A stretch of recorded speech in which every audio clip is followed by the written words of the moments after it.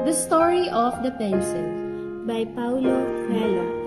The grandchild was looking at his grandma writing a letter. Suddenly he asked, Are you writing a story about us? Is it by chance a story about me? The grandma stopped writing, smiled and said to her grandchild, Indeed, I am writing about you. However, more important than the words is the pencil I am using. I hope you'll be like this pencil when you grow up. The child looked at the pencil curiously, but could not see anything special.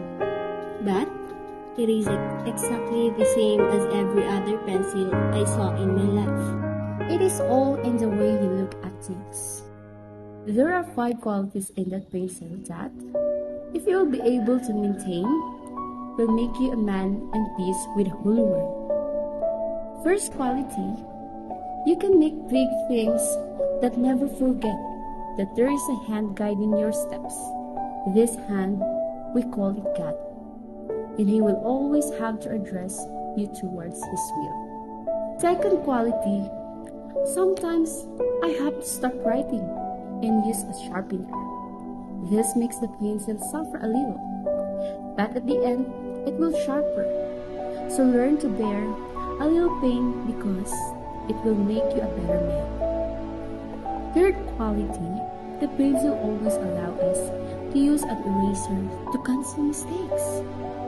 Understand that correcting something we did is not necessarily a bad thing, but something fundamental to keep us on the right path. Fourth quality, what is really important in the pencil is not the wood or the shape, but the lead that is inside. So, be always careful of what happens inside of your stuff.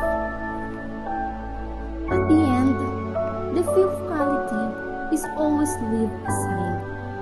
In any case, be aware that everything you do in your life will leave trails. Try to be conscious of every single action.